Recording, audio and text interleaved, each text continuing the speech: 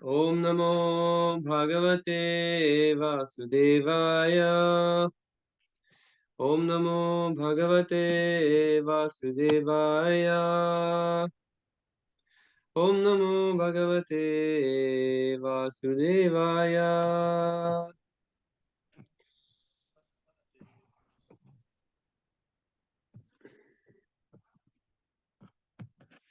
Donc, j'aimerais ça résumer. Qu'est-ce qu'on avait? En fait, je vais peut-être vous laisser la parole ici. Est-ce qu'il y a quelqu'un qui se rappelle euh, euh, de quelques points qu'on a discutés la semaine dernière? D'abord, bienvenue à tous, hein. Merci de nous joindre, de continuer. Comme je disais tantôt, c'est la quatrième semaine mais qu'on lit la Bhagavad Gita ensemble, en français, telle qu'elle est. Et on est en train de commencer l'introduction. La dernière fois, on a lu l'avant-propos, que vous avez ici, et on avait une discussion sur cette section-là. Quelqu'un se rappelle de quoi on a parlé, même si c'est très vaguement.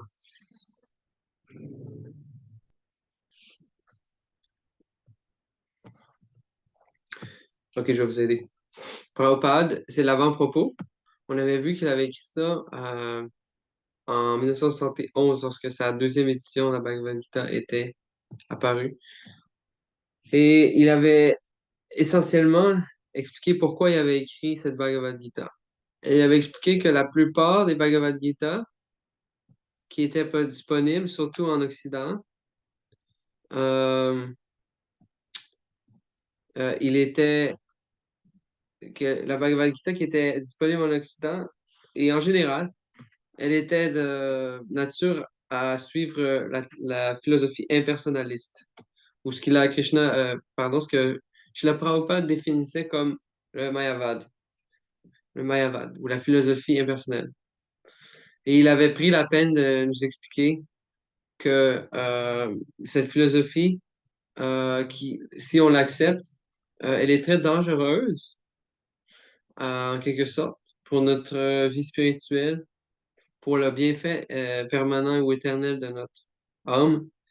Parce que, comme l'enseignait Chaitanya Mahaprabhu, ceux qui suivent cette philosophie, qui a été mis de l'avant surtout par un grand acharya qui s'appelle Shankaracharya, elle détruit dans notre cœur, dans l'âme, la disposition ou la tendance à- à avoir la dévotion envers Krishna. Donc voilà, c'était essentiellement ce qui nous a mis en garde chez le Prabhupada, que la plupart des auteurs des Bhagavad Gita ne tentaient non pas de mettre de l'avant le désir de Krishna, que dans son livre, dans le Bhagavad Gita, qu'est-ce que le message que Krishna veut transmettre, mais plutôt ils tentaient de cacher, ils disaient écarter Krishna du portrait et vouloir utiliser ces mots que Krishna, c'est les mots de Krishna pour établir leur propre théorie ou leur propre philosophie. OK? Donc, en un mot, c'est la philosophie mayavade, c'est cette philosophie selon laquelle Dieu est sans existence personnelle. Et il est plutôt une forme d'énergie diffuse qu'on appelle le Brahman. Bien sûr, je le dis de façon un peu grossière, on va entrer dans plus de détails à mesure qu'on va lire la Bhagavad Gita. Vous allez voir dans le chapitre 2, Srila Prabhupada va nous donner beaucoup de détails et dans les autres chapitres, évidemment. Donc, voilà, c'est de ça qu'on avait parlé parce que c'est un des grands thèmes de la vie et du message de Srila Prabhupada qui est connu, nous le savons, c'est ceux qui connaissent son mantra, Nirvishesha Shunyavadi Paschatadeshatarini. Sa mission, c'était de vaincre, en Occ- pardon, spécialement en Occident, le message ou la philosophie nihiliste et la philosophie mayavad ou impersonnelle. Donc, voilà ce dont on a touché hier. Et donc, ça nous préparait à rentrer dans la Bhagavad Gita d'un pied ferme et en comprenant tout de suite, si je peux dire, l'humeur ou le mood ou l'approche de Srila Prabhupada dans son œuvre. qui part, on en avait dit, c'est Annick qui nous avait dit ça, que pourquoi est-ce que il y a tellement d'insistance sur le fait que la conception impersonnelle est imparfaite, pourquoi il y a tellement de acharnement contre cette philosophie, c'est dû à la compassion de l'âme libérée du Vaishnava.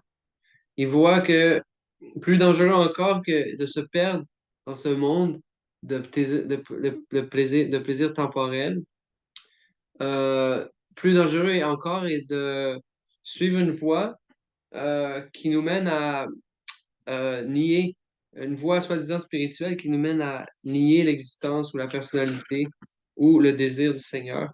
On l'avait dit, Prabhupada l'avait souligné, euh, interpréter la Bhagavad Gita sans se référer à la volonté du Seigneur, c'est commettre la plus grande des offenses. Donc, voilà, ça nous aide à comprendre le processus par lequel le message de la Bhagavad Gita on peut le recevoir dans notre vie et il peut devenir manifeste dans notre cœur, dans notre expérience. Et ça part déjà en partant, comme on l'a vu, par accepter la personnalité de Krishna, de la même façon que l'a accepté Arjuna.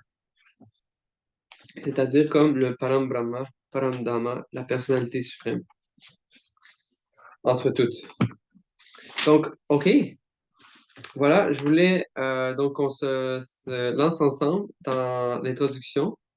Euh, je suggère qu'on fasse comme on fait d'habitude, si ça vous convient, et qu'on lise. Ben là, c'est pas très clair, ce sont les paragraphes, mais quelqu'un peut lire jusqu'à la fin du. Je sais pas, moi. Attends, c'est parce qu'il y a comme beaucoup de paragraphes. Mais quelqu'un peut lire jusqu'à la fin des Gopis, si vous voyez sur mon écran. Quelqu'un peut lire jusqu'à la fin du Mahamantra. Et ensuite, on pourrait lire un paragraphe chacun. Donc, au début, ce qu'on va avoir devant nous, c'est le début de l'introduction et où Prabhupada met ce qu'on appelle dans les termes sanskrit le Mangala Charan, où ça, c'est l'invocation, c'est les prières qui invoquent la, la bonne augure avant de commencer notre œuvre, donc, ben, son œuvre, à Srila Prabhupada. Donc, est-ce que quelqu'un se porte volontaire? OK, Bhakta Alex, moi je vais me muter, je vais te laisser la parole. Jana Timirandasya Jananjana Shalakaya Shakshurunmilitam Yena Tasmai Shri Gurave Namaha Shri Chaitanya Manobishtam Shtapitam Yena Bhutare Swayam Rupa Kadamayam Datati Svapadantikam. J'étais plongé dans les plus profondes ténèbres de l'ignorance, mais avec le flambeau de la connaissance, mon maître spirituel m'a ouvert les yeux. Je lui rends mon hommage respectueux. Quand donc Srila Rupa Goswami Prabhupada, qui a institué ici-bas cette grande mission pour répondre aux désirs de Sri Chaitanya, m'accordera-t-il refuge sous ses pieds pareil au lotus? Vandeom Shri Guru Shri Yuda Padakamanam Shri Gurun Vaishnavam Cha Shri Rupa Sargana Jatam Sahagana Lali.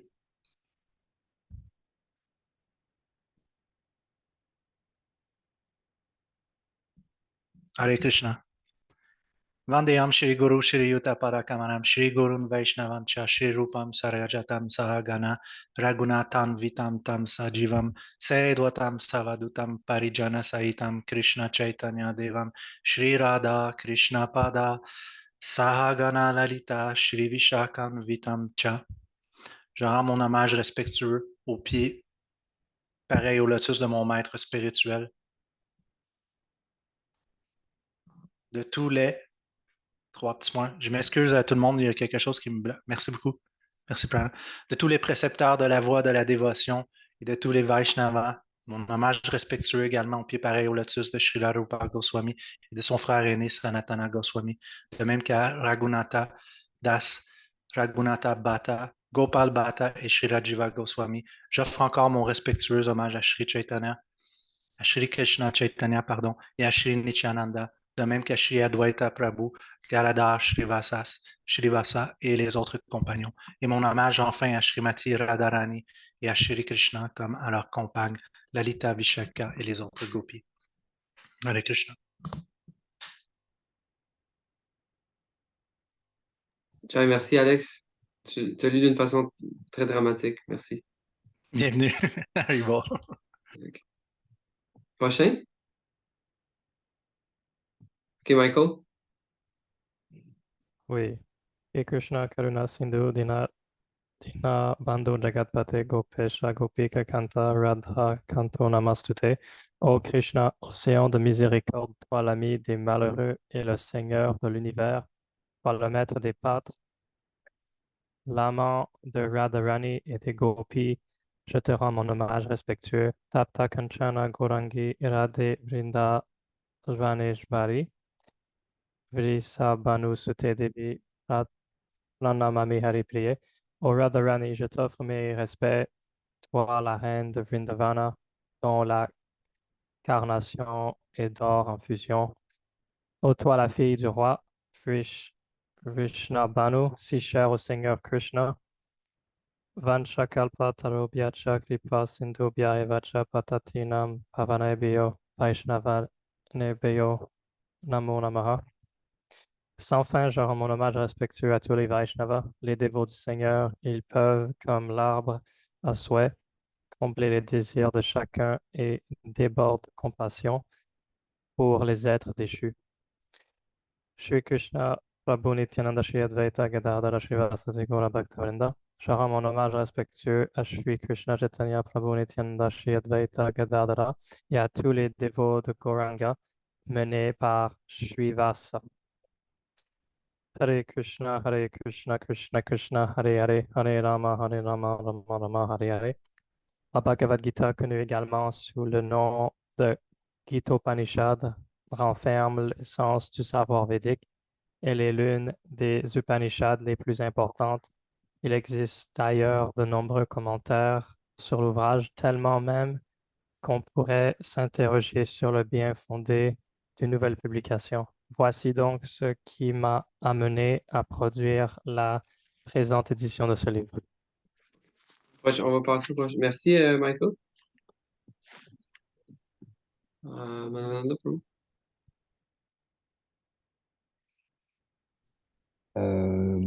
Une dame m'a un jour prié de lui recommander une traduction de la Bhagavad Gita, bien qu'il y a,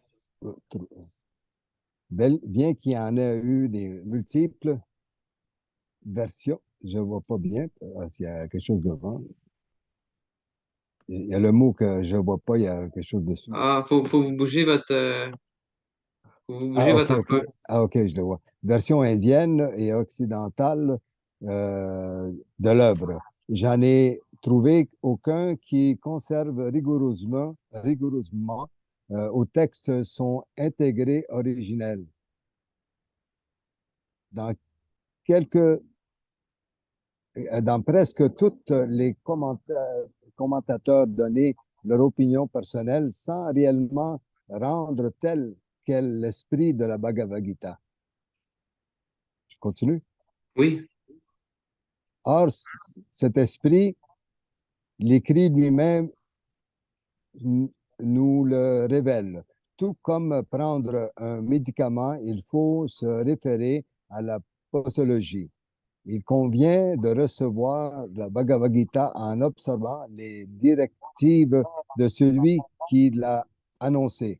En effet, si nous souhaitons qu'un médicament soit efficace, nous ne le prendrons pas d'une manière fantaisiste ou selon les recommandations d'un ami, mais bien plutôt nous en tiendrons nous aux indications de la notice et ou aux instructions médicines. Il en est de même de l'étude de la Bhagavad Gita. Okay, je prends un break. OK. Prochain, merci beaucoup. Merci. Parfait, je vais y aller.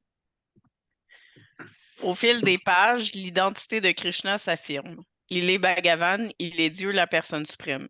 Certes, le mot Bhagavan désigne parfois une éminente personnalité ou un puissant déva. Et il indique assurément ici que Krishna est un personnage de grande importance. Mais il nous faut savoir que Krishna est Dieu, la personne suprême, ainsi que le confirment tous les grands acharyas, maîtres spirituels tels que Sankakarya, Ramanujakarya, Madhavakarya, Nimbarka, Svami, Sri Chaitanya Mahaprabhu et beaucoup d'autres autorités de l'Inde versées dans le savoir védique.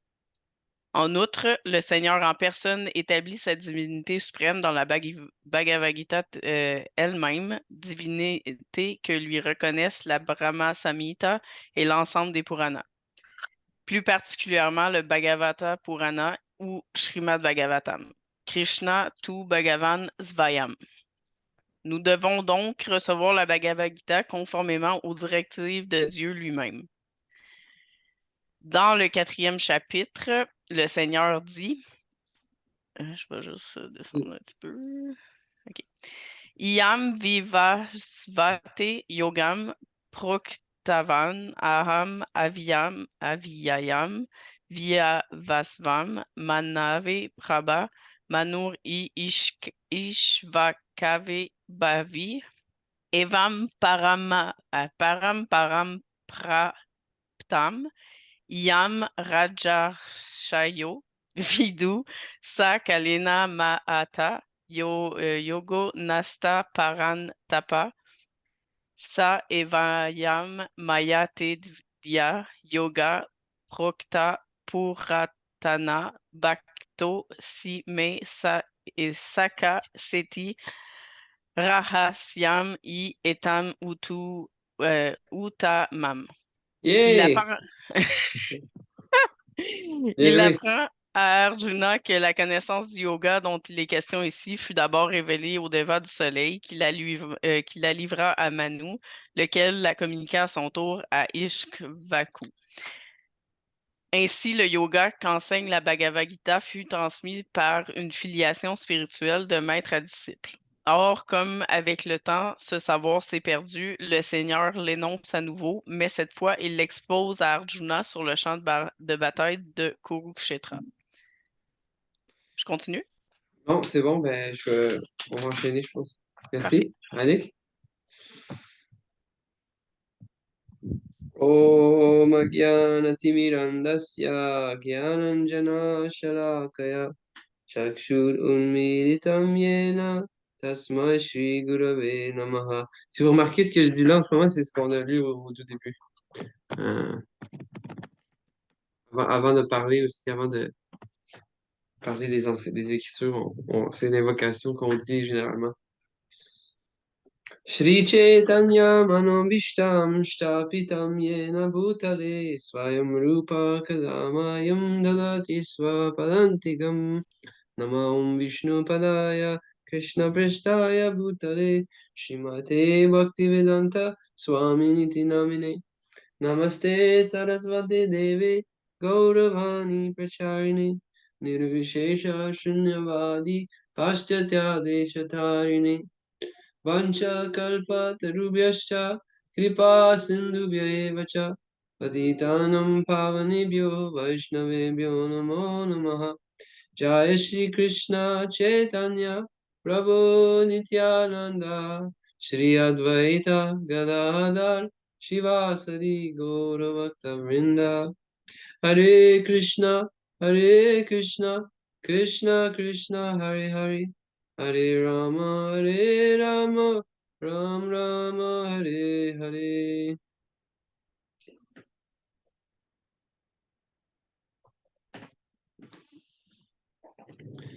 Donc, encore une fois, c'est un lieu ici où je vous invite à partager vos commentaires et vos réalisations, où on fait juste essayer d'échanger. Mais voilà, sur cette section-là, j'aurais aimé ça qu'on discute, puisque c'est vraiment beaucoup d'informations et beaucoup de choses merveilleuses que Shila Prabhupada explique. Le commencement, ce que je voulais commencer avec, c'est que Pardon, ça c'est en anglais. Ce avec quoi je voulais commencer, je voulais introduire l'introduction parce qu'il y a une histoire très merveilleuse euh, qui nous, euh, qui nous met en contexte qui nous met en contexte comment Srila Prabhupada a conçu cette introduction-là qu'on lit dans la Bhagavad Gita, qui est très complète et très belle. Les 30 premières pages donc de la Bhagavad Gita telle qu'elle est. Nous sommes en 1966. Nous sommes à New York au mois de mars, je pense. Oui, je pense bien. Et si vous voulez les enregistrements, je serais heureux de vous les envoyer, mais Srila Prabhupada est à New York et il était encore dans les tout premiers temps de sa mission en Amérique. Et au début, comme vous le savez, il n'y a eu pratiquement aucune réponse du public. Donc, il y était un moment où il avait organisé des classes. Il restait dans un tout petit appartement à Manhattan. J'oublie à quel endroit exactement, mais c'était tout petit. C'était plus petit que son magasin, où ce qui était ce qu'on appelle le 26 Seconde Avenue, qui était en fin de compte le premier temple de ISKCON. Mais il restait dans un appartement, puis il invitait des gens pour des classes, puis il allait dans la rue, il vendait ses livres, les Srimad Bhagavatam, et puis il invitait des gens à venir entendre parler de la Bhagavad Gita. Et puis il avait invité, je ne sais pas combien de personnes. Et en bout de compte, Srila Prabhupada était assis dans son appartement, et puis il n'y a personne qui est venu à sa classe. Donc il était tout seul. Mais Srila Prabhupada, il avait son dictaphone. C'est comme ça que, pour ceux qui l'ont déjà vu, que Srila Prabhupada écrivait ses livres. C'est-à-dire qu'il se réveillait dans la nuit, puis plutôt qu'écrire les livres, il dictait ses commentaires, ses traductions et ses commentaires de la Bhagavad Gita. Vous le verrez sur des vidéos de l'époque. Donc Prabhupada avait son dictaphone et il n'y a personne qui est venu. Srila Prabhupada étant sur la plateforme transcendantale, il n'a jamais été déçu, découragé par les événements qui se déroulaient. Ça, on va l'apprendre dans le deuxième chapitre. Dans le troisième chapitre aussi, dans le cinquième chapitre aussi de la Bhagavad Gita, que l'âme réalisée, elle devient indifférente au succès et à l'échec. Elle devient indifférente à l'honneur et au déshonneur, à la joie et à la détresse, soi-disant. Donc ça, c'est visible dans l'histoire pour ceux qui connaissent l'histoire et la personnalité de Srila Prabhupada. Et donc, Prabhupada était dans son appart seul au milieu de l'hiver new-yorkais et il a commencé, il a parti son dictaphone, il a commencé à parler sans arrêt à son dictaphone pendant 3 heures euh, en, euh, euh, en introduisant la Bhagavad Gita. Et cet enregistrement-là, en 3 parties, il est disponible, j'en ai une copie. En réalité, c'est ce qu'on est en train de lire en ce moment, c'est qu'est-ce que Prabhupada a dit sur son dictaphone comme ça, spontanément. À ce moment-là, c'est devenu plus tard, cet enregistrement-là, c'est devenu l'introduction à la Bhagavad Gita. Donc, en 30 pages, on va entendre parler tout, tout le résumé du savoir incomparable que la Bhagavad Gita contient. Srila Prabhupada va nous mener dans toutes sortes de directions. Il va faire voir la profondeur de ce savoir et comment l'approcher et qu'est-ce que ce savoir, vers quoi ce savoir nous amène et la réalisation ultime de ce savoir, de ce texte. Et c'est c'est comme une ode, ceux qui connaissent les odes. C'est comme une œuvre artistique qui nous amène par des vagues jusqu'à sa conclusion. Mais donc l'introduction en elle-même est très belle et les dévots d'ailleurs en ont fait un livre que vous trouverez si vous venez au temple par exemple. Vous pouvez l'avoir en ligne aussi, Introduction to Bhagavad Gita. Donc je voulais juste mettre un portrait parce que ça nous fait penser, ça nous donne une image très romantique de Srila Prabhupada assis dans un petit appartement solitaire à réciter son introduction à la Bhagavad Gita. Donc, ce que je voulais, en 2 parties, ce que j'aurais aimé juste discuter pour pouvoir ouvrir une discussion. L'introduction, d'abord, comporte ce qu'on appelle une section qui s'appelle Mangala Charan. Mangala Charan, ça veut dire un mot sanskrit qui veut dire invocation. Mangala, ça veut dire attirer. Pardon, Achara veut dire attirer. Et Mangala veut dire bon augure. Mangala Charan, c'est le texte ou c'est l'invocation qui amène la bonne augure. Donc, il y a plusieurs textes ici, plusieurs mantras, qui plus ou moins sont tous des hommages aux maîtres spirituels, aux acharyas qui ont précédé, aux enseignants spirituels, pardon, à Krishna lui-même, à Radharani, etc. Et là, oui, on a une belle question de Alexandre, s'il vous plaît. À vous. Je voulais juste mentionner le Mangala Charana. J'essaie de l'apprendre par cœur. Je ne mets pas encore beaucoup d'efforts dessus. C'est un défi personnel pour moi. J'aimerais ça de l'apprendre par cœur à un moment donné. Mais Ah ouais. je trouve qu'il est tough. Ah ouais, le sanskrit. Ouais, ben, belle initiative. Excusez, il y a un téléphone qui sonne. Oui, belle initiative, Alex. C'est quelque chose qui est vraiment profitable, vraiment bénéfique. Si on se met à assimiler des mantras comme ça, c'est vraiment bien. Ça occupe notre pensée et ça nous donne sujet à méditation. Et des fois, ben, quand on est plus âgé, ben, c'est moins facile de mémoriser des trucs. Moi, je sais, en tout cas, je peux. Mon corps n'est pas très âgé, mais je sais que par rapport à quand j'étais très jeune, mais ouais, c'est ça. Fait que ça demande un effort supplémentaire, mais ça vaut la peine. Et mais oui, c'est quelque chose que tu vas entendre souvent. Dans toutes les classes, tu vois, les dévots récitent ces mantras. Mais en gros, donc, ils offrent hommage au gourou, ils offrent hommage à ici Rupa Goswami.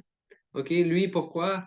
Rupa Goswami était le plus prominent des disciples de Sri Chaitanya Mahaprabhu. C'est lui qui a écrit les livres essentiellement qui ont donné, ou parmi ceux qui ont écrit des livres, parmi les Goswami, qui établissent la philosophie Vaishnava, ou Gaudiya Vaishnava, la philosophie du Bhakti Yoga, selon l'enseignement de Chaitanya.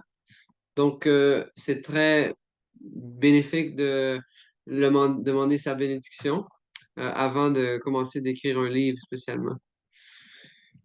Qu'est-ce que ça reflète, ça? C'est que qu'est-ce qu'on peut apprendre de cette pratique et de cette invocation de Prabhupada? Que le Vaishnav, la personne dans la conscience de Krishna, elle se sent toujours incapable par elle-même d'accomplir quoi que ce soit. Et c'est ce qu'on va apprendre aussi avec la Bhagavad Gita. Que Arjuna, alors qu'il était face à une armée incalculable de ses cousins et de ses ennemis, famille ennemie, il s'est senti, comment on dit en français, troublé. Et il se sentait incapable de s'engager dans cette guerre. Mais une fois il est devenu l'instrument de Krishna, une fois qu'il a accepté de ne pas agir à son compte, à lui, mais plutôt sur la force de Krishna lui-même, pour nous, ben, Krishna était son maître spirituel directement, pour nous, de notre maître spirituel. Alors il a pu traverser, ça dit dans le Bhagavatam que Arjuna a traversé l'océan de Kurukshetra, qui était rempli de grands requins comme Bhishmadev et Drupada, des grands guerriers qui étaient beaucoup, beaucoup plus puissants que Arjuna. Mais il a traversé cet océan comme si de rien n'était, parce que il avait sur son chariot le Seigneur lui-même. Vous connaissez la photo. Donc, en d'autres termes, ce que j'essaie de dire, que Prabhupada, on l'avait vu dans l'avant-propos, il renvoyait ce qu'on a appelé ensemble passer le crédit. Vous allez voir les dévots à chaque fois que vous voulez leur faire vous voulez leur faire un compliment, ils vont toujours dire que le mérite est à quelqu'un d'autre. C'est l'étiquette, mais c'est aussi comment que le dévot se sent réellement.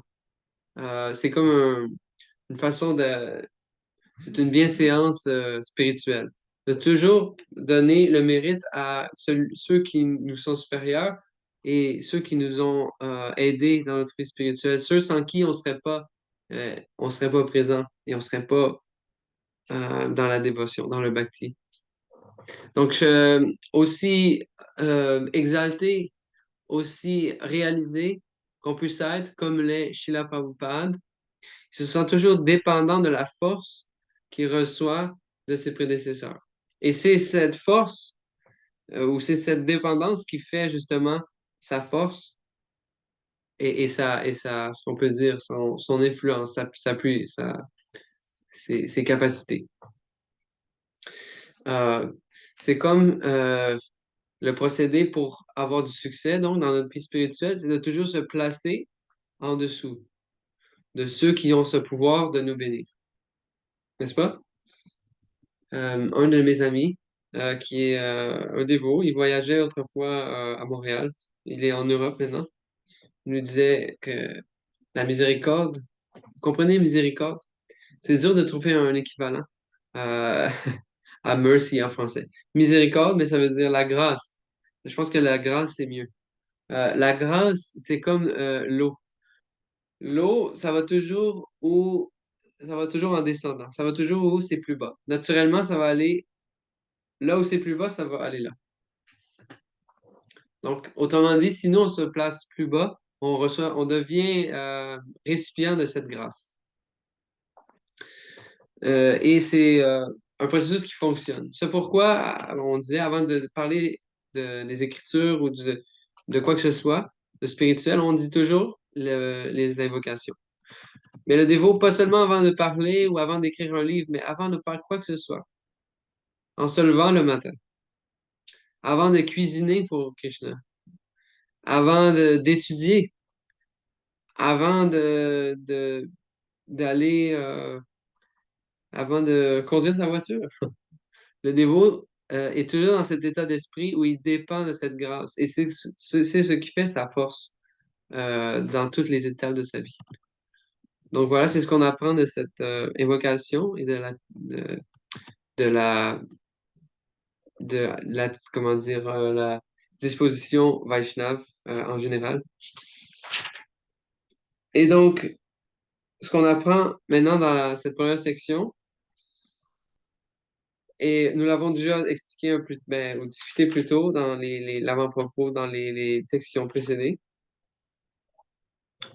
que donc cette Bhagavad Gita, on va devoir, pour la comprendre telle qu'elle est, on va devoir suivre les traces de la personne qui a reçu l'enseignement en premier. N'est-ce pas? C'est comme Prabhupada dit que dans la Bhagavad Gita, c'est comme sur un médicament. Vous avez une bouteille, puis il y a un contenu, mais sur la bouteille, quelqu'un a écrit comment ça devrait être utilisé, le contenu de la bouteille. Si ça fait du sens. Autrement, on peut prendre la bouteille, puis écouter ce que n'importe qui nous dit, notre voisin, notre coloc, nos parents, nos amis. Et ils vont nous dire, ouais, moi je pense que tu devrais prendre ça comme ça, ou telle quantité, telle quantité.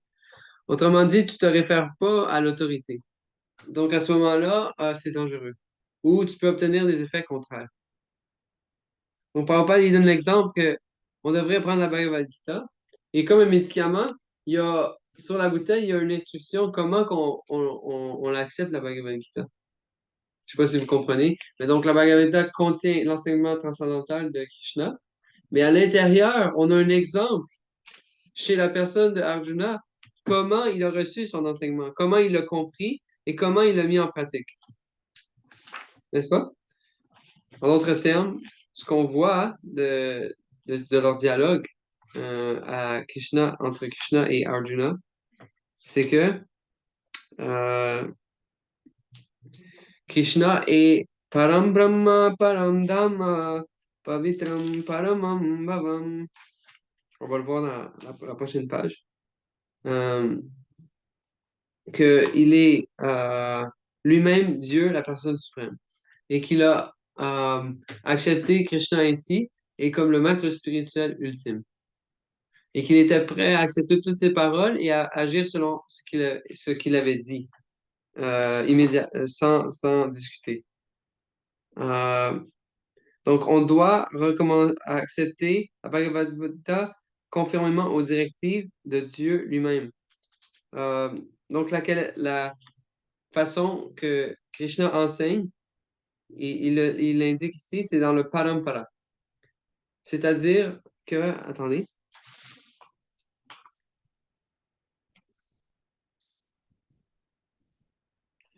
voilà, que donc, comme un médecin nous prescrit comment prendre un médicament, pour comprendre la Bhagavad Gita, on a besoin pas juste de la Bhagavad Gita, on a besoin d'un enseignant qui nous dit qu'est-ce que ça veut dire, comment on doit l'utiliser. Euh, euh, on en parlait plus tôt cette semaine avec des collègues. C'est ce qui fait que parmi les religions du monde, parfois, on se réfère aux Écritures, mais ce qu'on appelle ici, Krishna l'enseigne, Parampara Praptam, Imam Rajarshayo Vidu, ce qu'on appelle Parampara, c'est une lignée d'enseignants qui assimilent assimilent les enseignements des Écritures et qui les mettent en pratique, qui reçoivent les résultats dans leur vie et qui les manifestent dans leur caractère, dans leur personne, et que donc, pour comprendre l'Écriture, on s'en réfère toujours à eux, sans quoi on ne peut pas comprendre. Je vais vous donner un exemple ici. On est tous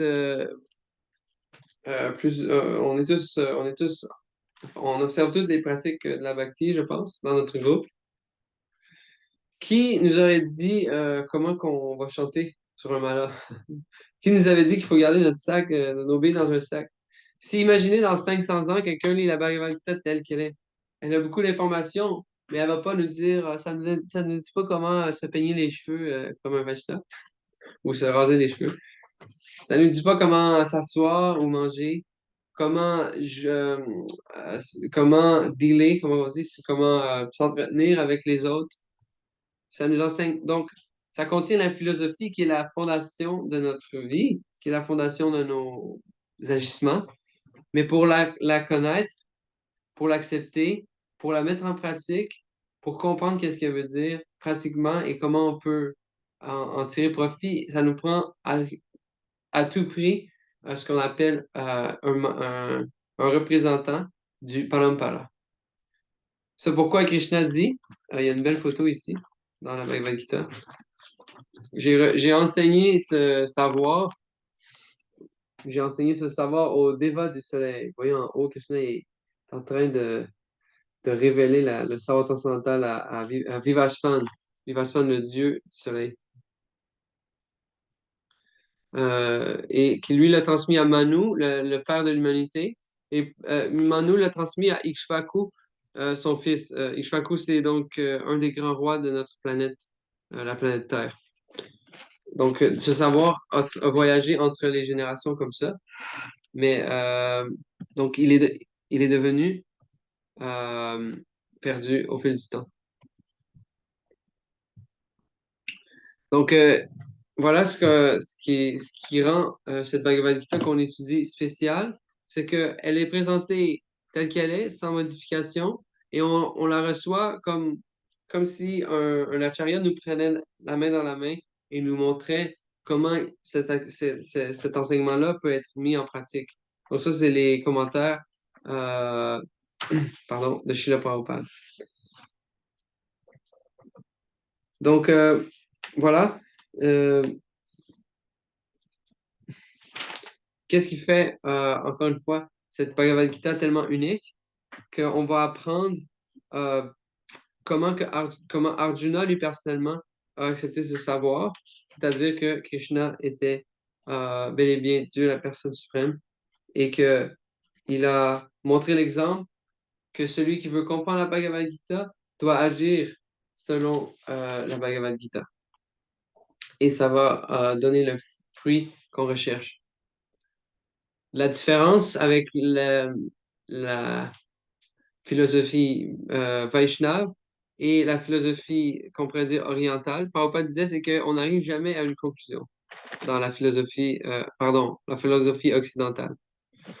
On peut parler des heures et des heures et des années sur un sujet, mais jamais on arrive à une conclusion où on pose un geste qui va aller à la suite des conclusions qu'on a tirées.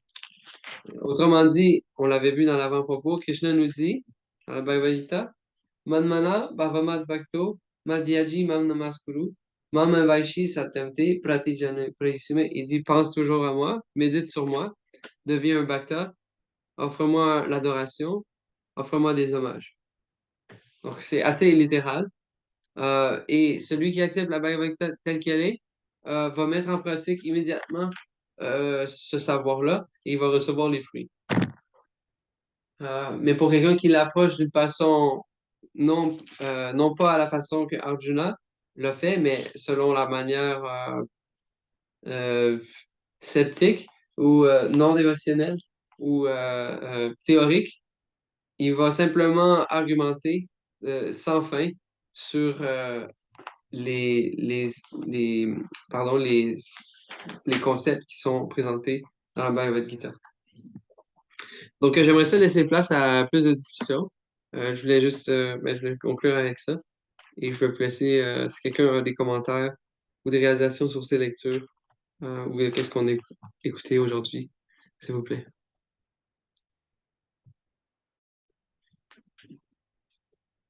Bon, Madhavananda va nous donner sa teneur et portée. Oh, attends, on vous entend pas, bravo. Oups. Attendez, non? Oui, c'est bon? Non? Allô? Ben oui. Oui? C'est un peu flou, mais on vous entend. C'est correct. C'est ce qu'on parle, là, comme on peut dire c'est un peu l'attitude envers la Bhagavad Gita, comment notre attitude. OK, ça, je vais enlever les. Vous m'entendez mieux? Oui. Allô? Ouais. C'est étrange, c'est ordinaire. L'ordinateur. Ah, Est-ce que c'est vous bon? m'entendez? Non? Ouais. Oui? OK. Alors, la Bhagavad Gita, pour moi, c'est comme vraiment, il y a un trésor dedans. Puis c'est comme, on a 5 ans, on comprend un mot d'une façon, à 10 ans, une autre façon, et à 20 ans, 30 ans, le même mot, il devient plusieurs façons. Alors, la Bhagavad Gita, dans la façon de le comprendre, c'est quand notre côté spirituel d'amour vers Dieu se développe, le mot aussi se change de la Bhagavad Gita. Plus on approche de l'état divin qui est déjà dans nous, si on enlève les épaisseurs de matière, l'identification qu'on se donne, le mot veut dire la valeur juste et ça devient la clé pour ouvrir, pour comprendre la Bhagavad Gita. La soumission totale veut dire au Seigneur, tu veux dire qu'il est le seul, unique, il n'y a rien d'autre que lui. C'est un état d'esprit, c'est comme une attitude dessus, mais les merveilles qu'il y a dedans, c'est les merveilles de la vie, comment l'utiliser à chaque jour, à chaque seconde de ta vie pour être dans le bonheur constant, dans le bien-être constant. Parce que les autres états qu'on a, c'est les valeurs qu'on donne au monde matériel extérieur qui nous font souffrir. Alors, la Bhagavad Gita, c'est le chemin pour arriver à une libération de l'emprise matérielle totale. Puis la façon que Prabhu l'explique, c'est super parce qu'on te donne vraiment la construction de cette gigantesque merveille. Il n'y a rien de mieux de sa terre que connaître vraiment qui on est. Tu veux dire, puis vraiment de réveiller sa vraie nature. Sinon, n'importe quoi d'autre, ça devient une perte de temps. C'est la seule chose qu'on a, c'est le temps. On la perd à investir dans des choses qui rapportent absolument rien. Tandis que dans la Bhagavad Gita, il nous donne, veut dire, sa valeur et comment y arriver à devenir le vrai être. Et on a une chance comme personne de quitter ce monde matériel. Tu sais, de vraiment le quitter, on a une chance. Puis on la perd dans toutes sortes de choses qu'on fait dans le monde temporaire. On les prend, et c'est l'importance qu'on donne à ces choses-là qui nous empêche d'évoluer dans le monde spirituel. Plus tu perds quelque chose que tu aimes ou que tu as donné une valeur, plus la douleur, elle est là. Alors, mais quand tu n'aimes pas quelque chose, tu le perds, tu t'en fous. Alors, c'est le monde matériel, tu perds à rien. C'est juste un concept, un côté d'esprit, un mental. C'est tout dans la tête. Puis la Bhagavad Gita te dit comment tourner les switches qui sont dans ta tête pour voir la vérité telle qu'elle se présente. Bon, Prabhu, c'est tout. Là.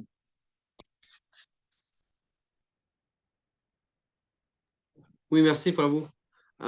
J'ai aimé ça ce que vous expliquez. J'en ai Que dit le trop, là. Hein? Non, non, non, non. Merci.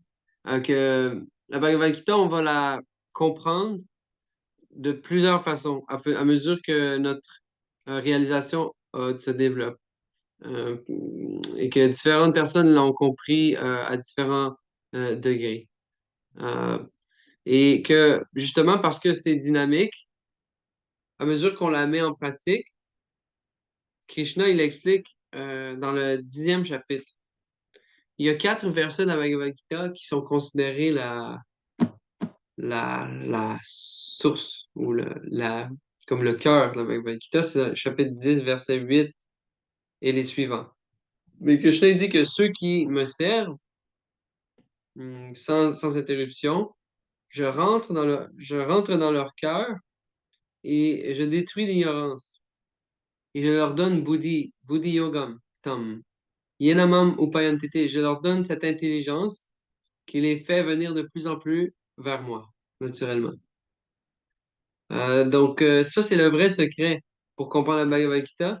Et oui, ce que vous dites, Madame Prabhu, ben, c'est ce savoir, ces mêmes connaissances qu'on va cultiver, qu'on va écouter encore et encore, on va les comprendre de façon différente, de façon plus élaborée, de façon plus profonde. Et il y a toujours des messages qui vont se révéler à nous. C'est pourquoi Prabhupada enseigne qu'on ne devient jamais lassé de lire la Bhagavad Gita.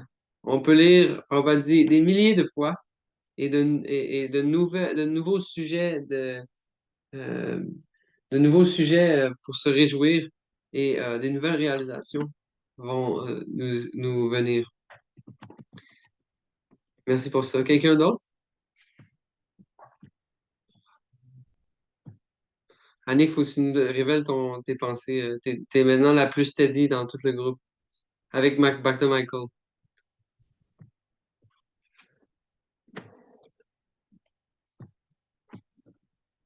Faut que tu nous dises un commentaire.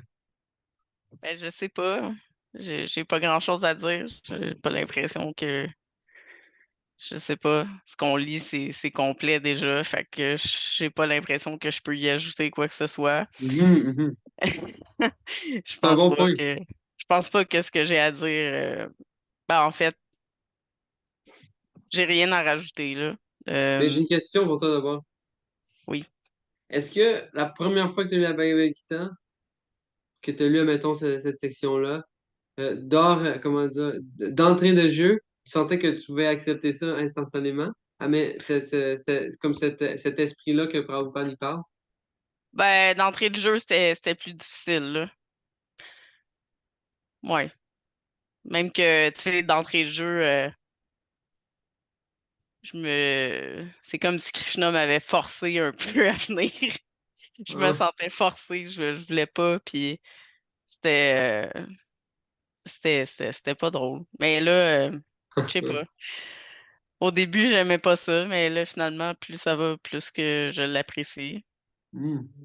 Mais c'est ça, j'ai toujours eu une âme un peu rebelle, tu me connais. Ouais, c'est ça. Fait que c'est ça, C'est ça bon, mais continue. les dévots de Krishna, ils se rebellent contre toute l'existence matérielle. Ouais, peut-être pour ça que j'étais rebellée contre tout. C'est ça, c'est ça. Merci, Mike. Oh, C'est ça. Merci. non, mais merci. Ouais, non, c'est ça, mais c'est quand même exigeant, là, c'est sûr. Prabhupada, il fait jamais de compromis, en tout cas. C'est ça qu'on va voir dans le Bhagavad Gita. Mais, ouais, autrement dit, ouais, comment qu'on dit exigeant? C'est un high bet en anglais. High bet, c'est un grand, comment qu'on dit ça? On mise beaucoup dans la bhakti. On mise beaucoup, mais on n'a jamais rien à perdre. C'est ce qu'on apprend de la Bhagavad Gita. Que Krishna répond toujours parfaitement. C'est quoi le verset? Ye yatamam prapadyante. Aussi longtemps autant qu'une personne m'approche, de la même façon, je réponds avec. Merci, Annick. Mais aussi, tu as dit un point que c'est bon. Et puis, à mesure qu'on rentre dans la Bhagavad Gita, là, tu sais, j'arrête pas de parler et tout, là. On peut passer plus de temps à lire aussi. Euh, Parce que, tu sais, on a plus introduit le sujet et tout, donc on est comme plus familier, puis on peut plus laisser place à Prabhupada et se laisser inspirer. Moi, je trouve ça vraiment incroyable, en tout cas, je sais pas pour vous, mais lire ensemble, là, comme ça, mais ça, juste le fait d'écouter, c'est même si tu comprends pas, ou, c'est le fun de comprendre, mais c'est très purifiant. C'est moi, je vous révèle ça confidentiellement, là. OK. Oh, il y avait-tu un autre? Oui, Alex? On va conclure avec ton intervention divine. Ben, non, il n'y a rien de divin, je suis un homme déchu, tu sais. OK. Mais moi, en même temps, ça va être une affirmation, puis en même temps une question aux gens comme ça, un peu. Tu sais, moi, j'en sais pas par cœur des versets comme tel de la Gita, mais il y en a trois en particulier qui me touchent. Mm. Puis peut-être faire le tour avec les gens si, dans le groupe s'il y a des gens qui ont des versets de la Gita qui les ont frappés. Moi, celui qui m'a frappé le plus, c'est 9.26, le fameux Patram Pushpam Pharam Toyam. Ça, quand j'ai lu ça la première fois, je me suis dit, OK, ça, wow, ça c'est Dieu, ça me parle. Ouais. Je trouvais qu'il y avait quelque chose d'humble dans Krishna, quelque chose de. C'est de la simplicité. Il ne demandait pas qu'on lui offre de l'or ou du sang ou quoi que ce soit d'autre. Ça m'avait vraiment beaucoup parlé la première fois, ça m'a frappé. Puis après ça, le fameux 2.13 aussi, des noms, je vais pouvoir compléter. OK, le rapport entre l'âme, le corps, ça m'a marqué aussi. Puis 11.55, donc 2.13, 9.26, puis 11.55, moi, ça me parlait beaucoup. Il y en a sûrement plein d'autres, mais je ne les connais pas. Puis voir avec le groupe et avec toi aussi, Prana, si tu as des versets qui sont un petit peu. Qui te parlent plus ou qui sont un petit peu comme des chouchous. Bref. Hare Krishna. C'est une bonne initiative. OK, on peut tout dire, il reste 2 minutes. On peut tout dire le verset qui est notre verset préféré. On a 20 secondes pour y penser.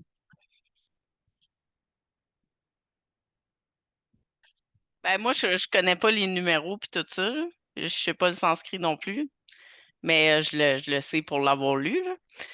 C'est celui où on dit, dans le fond, de la contemplation naît tu sais, le désir de la concupiscence, puis tout ça, puis comment ça t'enchaîne, puis après ça, t'es comme forcé à toujours retourner vers cette chose-là.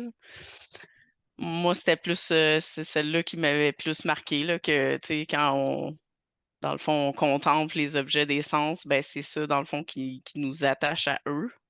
Parce que je trouvais aussi que c'était pratique comme verset, tu sais, c'est vraiment pragmatique, puis je suis quand même quelqu'un de pragmatique, fait que c'est ça, j'aime bien ce verset-là. Annick, elle vient juste de compléter son étude en comptabilité, donc c'est vrai quand elle dit ça. Merci. Mais merci, ouais. Moi aussi, ça m'a fait super marquer. Parce que c'est quelque chose que tu peux observer hein, dans ton esprit automatiquement. Puis que tu peux voir que c'est vrai. La Bhagavad Gita, ça parle de quelque chose que tu peux expérimenter directement. Juste après, Krishna dit, tu dois savoir que le mental est supérieur au sens. L'intelligence est supérieure au mental. Et supérieur encore est l'âme. En tout cas, mais si je peux vous dire, mais moi aussi, ça m'a remarqué que j'avais compris que plus ou moins, j'étais, et peut-être j'étais pas le seul, mais vraiment au service de mon mental. Que j'écoutais vraiment mon mental comme l'autorité la plus importante dans ma vie. Mais merci. Il est déjà 8 heures. Moi, je veux pas tirer l'horaire à personne. OK, ben regarde, on va réserver. Ça va vous obliger à venir, OK? Madhavananda Prabhu, puis Bhakta Michael, il faut que vous nous révélez c'est quoi votre verset préféré au début de la prochaine classe. C'est-tu correct? Est-ce que vous acquiescez? Oui. OK. Madhavananda. Je pense qu'il dit oui, mais il est comme muté. OK. Je vais passer pour un oui. Oui, oui, OK. OK, fait que vous avez le temps de penser, mais c'est mieux d'être bon. Avoir une bonne explication. C'est Vous avez une facile. semaine. Vous auriez été mieux de le dire tout de suite, je pense. Non, non. Ça me donnerait moins de pression. Ouais, OK. je peux le dire tout de suite, c'est abandonne-toi à moi. C'est la seule chose, Oh! quand j'ai vu, là, c'est ça qui m'a changé beaucoup de choses dans la vie, là. Ça te libère, juste ça. La dernière instruction du Seigneur. Abandonne-toi à moi. Laisse là toute forme de religion, etc. OK, c'est vrai. Merci. C'est l'essence de la Bhagavad Gita. Mais vous avez tout sauté les chapitres, là. Merci. Mais contre, tu l'as tout de suite parce que là il était. Oui, moi, c'est le 4.23 de Bhagavad Gita. Les actes de celui qui agit avec la connaissance absolue et ses affranchis de l'influence des trois gunas se font dans la transcendance. Sérieux? Wow. Comment ça? Que c'est ça là? Bhakti Mark Swami l'avait mentionné que c'était un très bon verset. OK. Wow. OK, donc agir avec connaissance. Ah, merci pour ça. Moi, j'étudie. Ouais, ben, moi, on en a parlé aujourd'hui. Je reviens souvent sur ce verset-là, 10.11. En français, là, je vais vous le dire.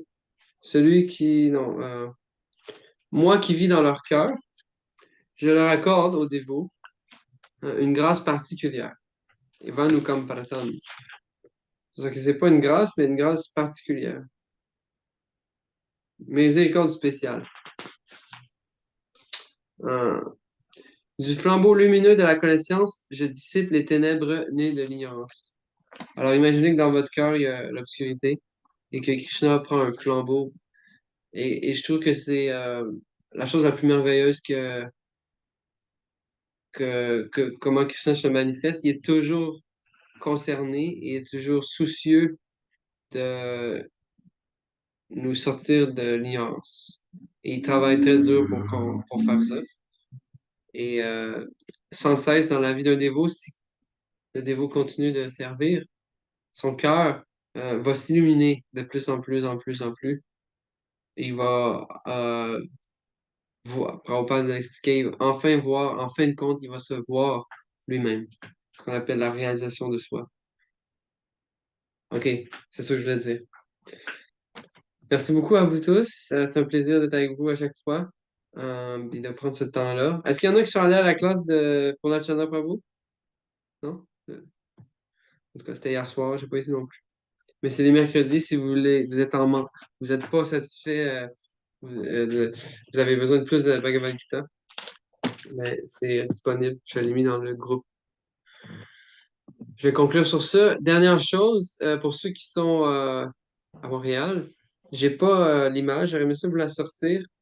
Samedi à 19h, il y a un disciple de Prabhupada qui est à Montréal.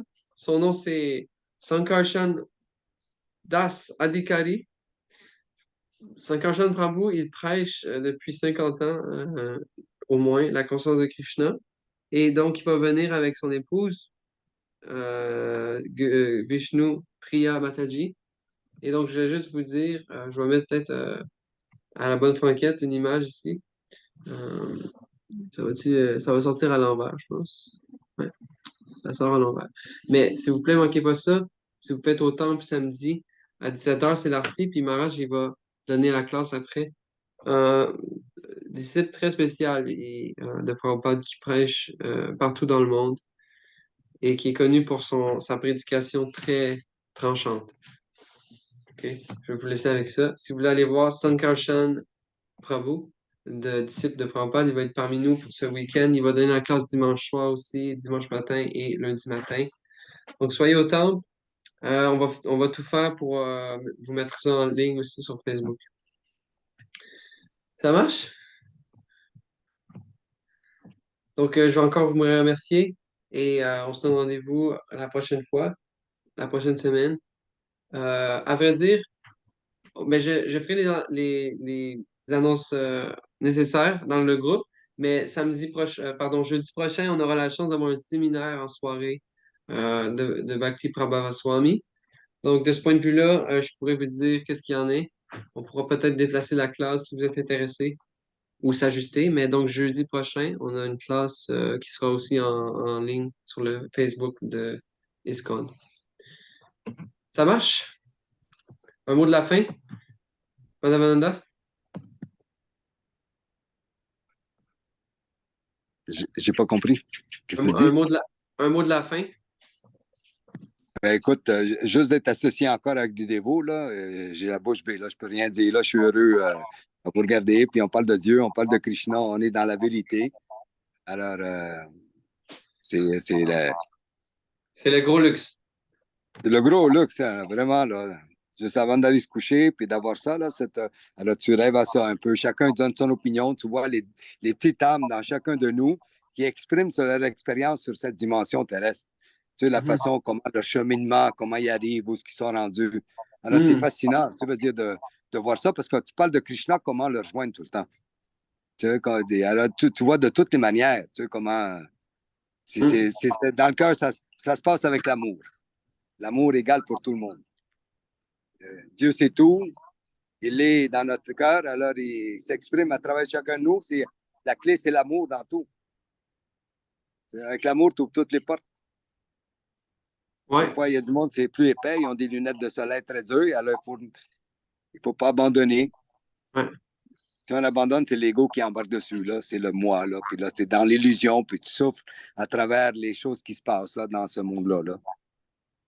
Quand tu es toujours dans la conscience divine, il n'y a que de l'amour. Puis c'est juste un show. On est tous des comédiens, on joue un rôle. Comme ils disent dans la Bhagavad Gita, c'est clair et net. Prends-toi pas pour le costume.